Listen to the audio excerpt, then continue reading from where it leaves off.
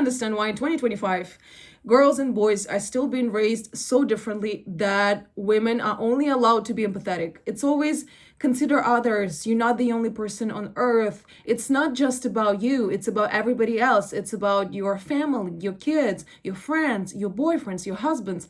While men are allowed to focus on themselves, their time, their effort, their career.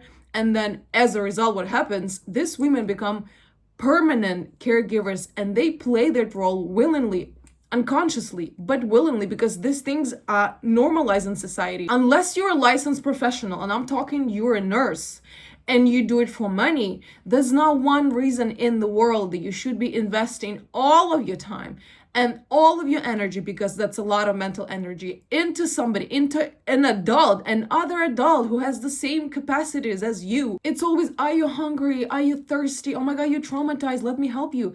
Repeat something after me. Other people's traumas are their own responsibility. Just as you deal with the things that happen to you, they are allowed and should be to deal with their own stuff. Do not take the responsibility out of them. You are not God. Focus on yourself instead. Stop trying to save every single creature that you see in your life, especially other people. You can sometimes accompany people through their pain. If you have close relationships, friends, family who come to see you and they struggling and they ask for your help, that's okay, but just make sure you trust these people and they already invest in you and they give you a lot back. So it's not just a one-sided relationship. But that's where it ends, because are you a licensed nurse or a therapist or a psychiatrist? This is not your job. These people are being paid.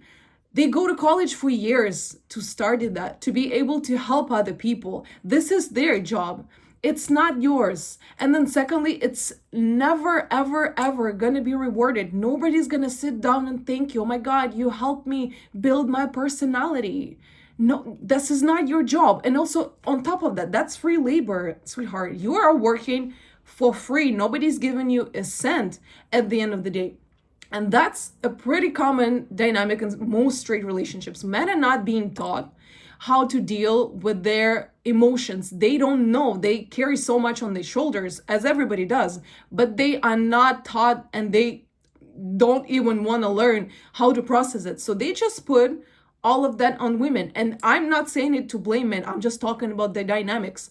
What I want you as a woman is to realize that this is probably a dynamic in your life too, at a certain degree, and just stop doing that all alone and focus on yourself. And I have a great example. One of my best friends dated a guy. He was an immigrant. He was struggling financially. He didn't have any money. And yeah, you can feel sorry for him. However, it was a fully able-bodied grown man with a lot of professional experience, with a degree. He just didn't want to get a job. And why would he? Because he lived at her place for free. I'm talking rent-free. He didn't pay a cent. And she's not somebody who comes from money. She pretty often struggles financially. She never asked him to give him money. And still to this day, I blame her. I mean, jokingly, she's my friend. And I tell her, girl, I don't understand at what point in your life did you decide that you were gonna financially take care of a man. And guess what happened at the end of the day? They got married, like a civil marriage or something. He got his papers, and I'm talking like for 6-7 years, which is a lot. And then he walked away and he left her, and then he moved to a different country because now he has everything. What else would he want from her? He got the papers. He saved a lot of money because he didn't need to pay the rent and he was just chilling home all the time. And those are the things that happen more often than you can imagine. I'm not saying that you should never help anybody, never help any man. Make sure you stay nuanced in your relationships. But this is still such a common dynamic that I see to this day, and it just gets me. And I'm not saying that I'm not guilty of it. Oh my God, if I'm one of the women, and unfortunately that happened to me because I am empathetic.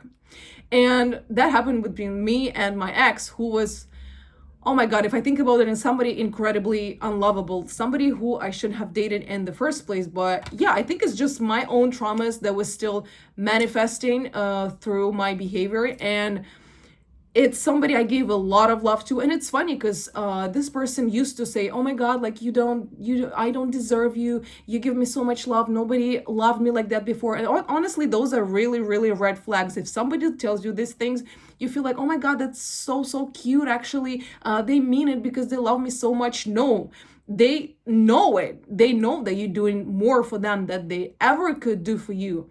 And it just manifests through what they're saying. And if you look closely, it's not only going to be manifested through the words, but pretty much through the actions. And guess what? That's what happened to me. I gave them a lot of love because I was like, oh my God, this poor person.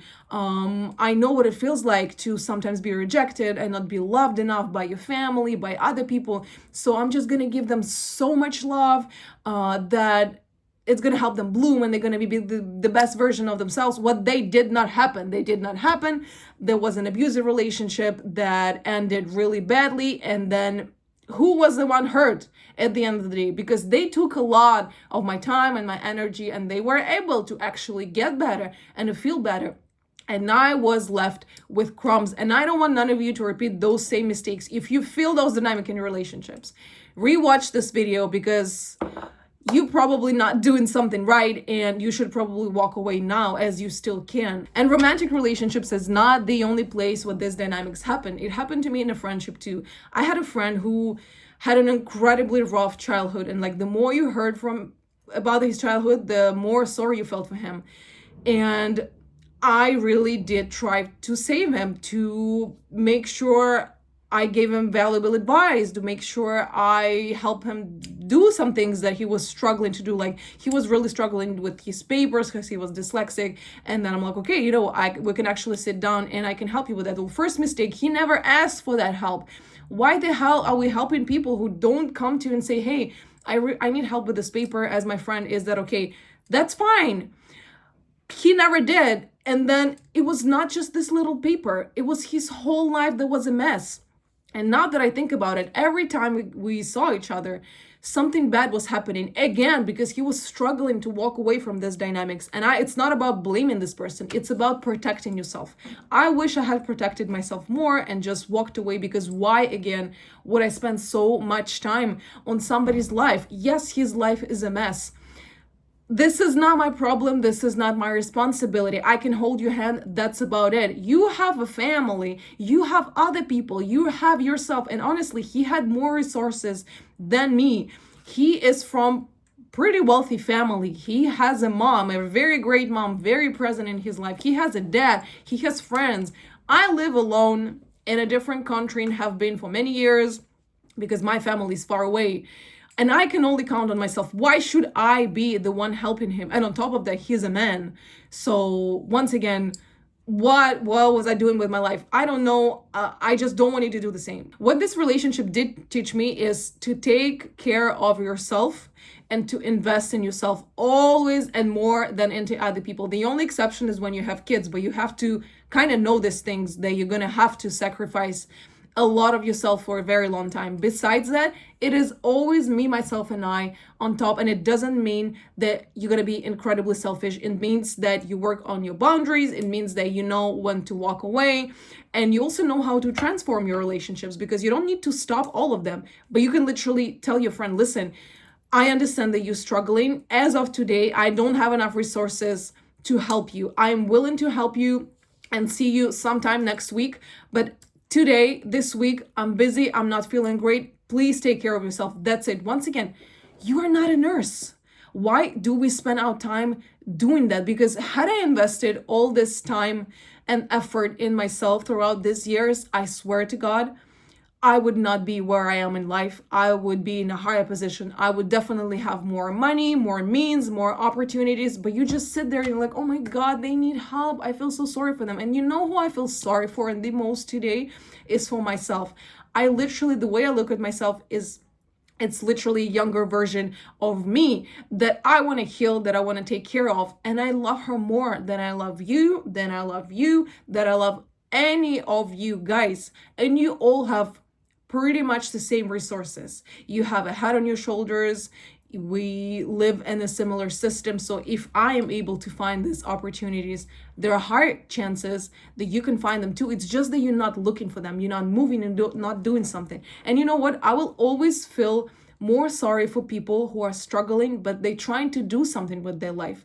They not just sit it, they understand that there's an issue, and then they actively do something. They look for a new job, they try to get more money, they try to take care of their health, something that actually makes, they make sure that their life is going to be better 6 months from now, year from now, 2 years from now, because it's how it should be. Compare it to people who struggle but they don't do anything about that, because once again, you are not my responsibility. My responsibility is myself, and I want to see myself thrive. I want to see myself get so much better and get everything in life that I want. And one of the first steps is literally you focus on yourself as much as you can. Once again, a lot of people do that, and a lot of people, including men, are allowed to do that. When women do that, it's being, people be shady about that. People don't see it, people don't like it, people don't appreciate it. People label you as self-centered, as selfish, very often as aggressive. Something that I hear a lot about myself: oh my god, you're so aggressive. I just don't give one single damn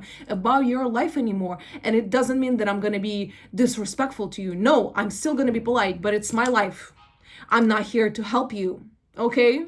You're fully grown up. You can take good care of yourself way better than I could ever do for you. So I want you to take care of your life, and you as a person and as a woman, hopefully watching this video, I want you to take care of yourself.